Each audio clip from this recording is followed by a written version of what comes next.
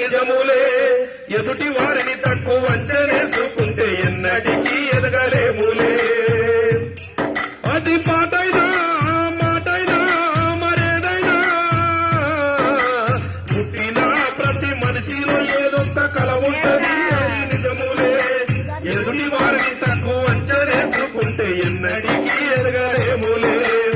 చూసారా మీరు ఎంత గొప్పల్లో? ఎవరిలో ఏ టాలెంట్ ఉన్నదో మనకు తెలుసా?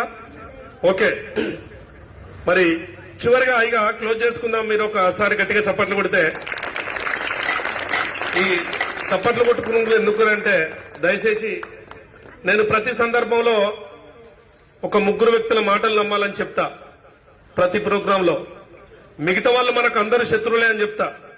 మన పక్కనున్న వాళ్ళు మన పోటీ పరీక్షలు రాసేటప్పుడు గాని ఇంకేమన్నా పోటీ పరీక్షలు రాసేటప్పుడు గాని అందరూ మనకు శత్రువులే గాని ముగ్గురు వ్యక్తులు కరెక్ట్. ఆ ముగ్గురు వ్యక్తులు ఎవరంటే, number 1 mummy, number 2 daddy, number 3 గురువు. అయితే ఈ గురువుకి ఇంకో పేరు పెట్టింది నేను. ఏం పేరు పెట్టిందంటే, మన డైరెక్టర్, మన జీవితానికి డైరెక్షన్ చూపించే గురువు.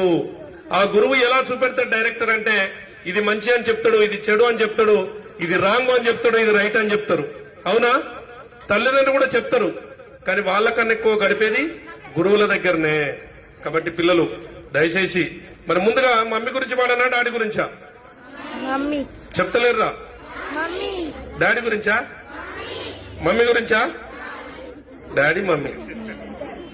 మేడం వాళ్ళు అడుగుతా. మేడం ఎవరి గురించి పాడాలా ఫస్ట్? డాడీల మీదనే ఎక్కువ ఉంటది, అంతేనా?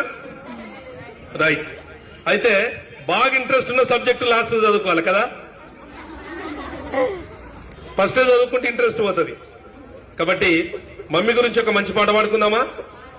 ఒకసారి గట్టిగా చప్పట్లు కొట్టాలి చేతుల్లో వాళ్ళు ప్రతి ఒక్కరు. రైట్.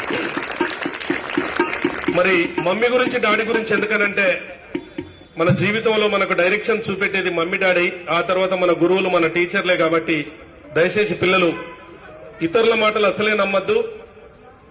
దోస్తుల మాటలు కొంతమంది బిల్కుల్ నమ్మద్దు. ఎందుకు నమ్మద్దంటే, ఆ దోస్తులు కూడా కొంతమంది మోసం చేసే వాళ్ళు ఉంటారు. కాబట్టి మారింది నేటి సమాజం, మారిపోయింది మానవ నైజం, పక్కోని మేలోర్వడాయ